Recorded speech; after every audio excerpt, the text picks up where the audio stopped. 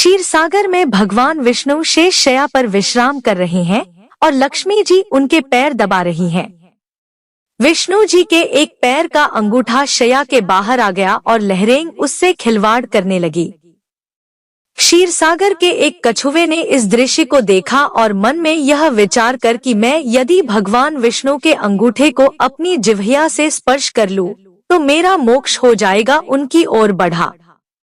उसे भगवान विष्णु की ओर आते हुए शेषनाग जी ने देख लिया और कछुवे को भगाने के लिए जोर से फुफकारा। फुफकार सुनकर कछुआ भागकर छुप गया। कुछ समय पश्चात जब शेष जी का ध्यान हट गया तो उसने पुनः प्रयास किया। इस बार लक्ष्मी देवी की दृष्टि उस पर पड़ गई और उन्होंने उसे भगा दिया। इस प्रकार उस कछुवे ने अनेकों प्रयास किए पर शेष जी और लक्ष्मी माता के कारण उसे कभी सफलता नहीं मिली। यहाँ तक कि सृष्टि की रचना हो गई और सतयुग बीत जाने के बाद त्रेता युग आ गया।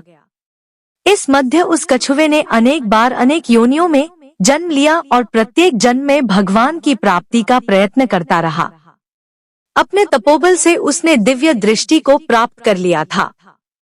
कछुवे को पता था कि त्रेता युग में वही क्षीरसागर में शयन करने वाले विष्णु राम का, वही शेष जी लक्ष्मण का और वही लक्ष्मी देवी सीता के रूप में अवतरित होंगे तथा वनवास के समय उन्हें गंगा पार उतरने की आवश्यकता पड़ेगी।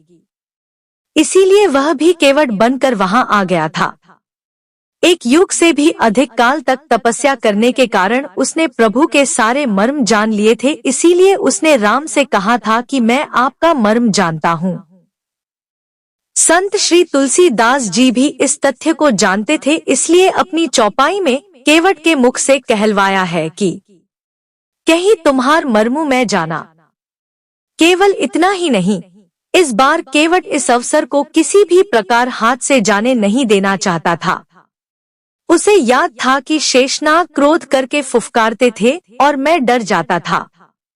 अब की बार वे लक्ष्मण के रूप में मुझ पर अपना बाण भी चला सकते हैं, पर इस बार उसने अपने भय को त्याग दिया था। लक्ष्मण के तीर से मर जाना उसे स्वीकार था, पर इस अवसर को खो देना नहीं।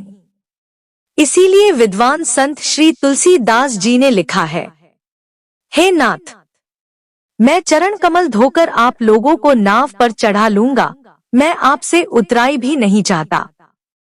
हे राम, मुझे आपकी दुहाई और दशरथ जी की सौगंध है, मैं आपसे बिल्कुल सच कह रहा हूँ। भले ही लक्ष्मण जी मुझे तीर मार दे, पर जब तक मैं आपके पैरों को पखार नहीं लूंगा, तब तक हे तुलसीदास के नाथ, हे कृपालु, मैं पार नहीं उतारूंगा।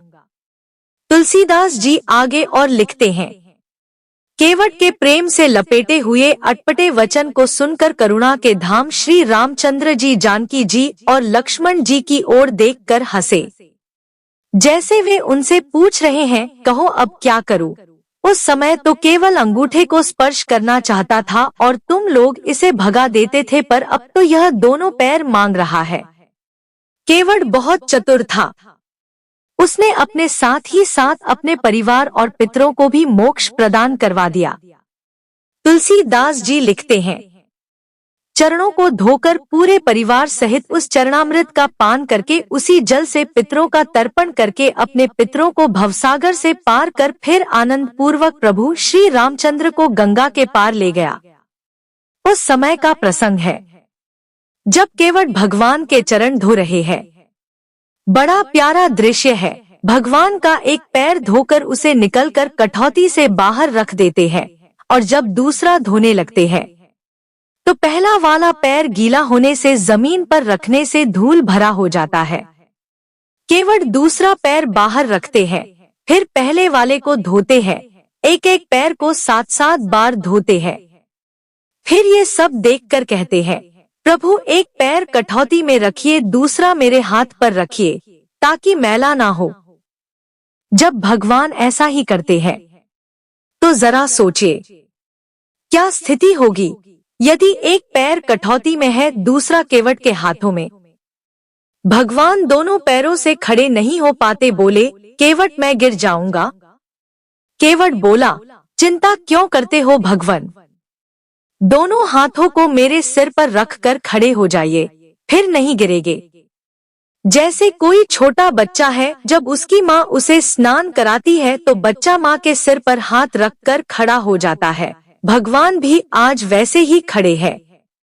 भगवान केवट से बोले, भैया केवट, मेरे अंदर का अभिमान आज टूट गया। केवट बोला, प्रभु क्या कह रहे हैं? भगवान बोले, सच कह रहा हूँ केवट, अभी तक मेरे अंदर अभिमान था कि मैं भक्तों को गिरने से बचाता हूँ, पर आज पता चला कि भक्त भी भगवान को गिरने से बचाता है। जय श्री राम।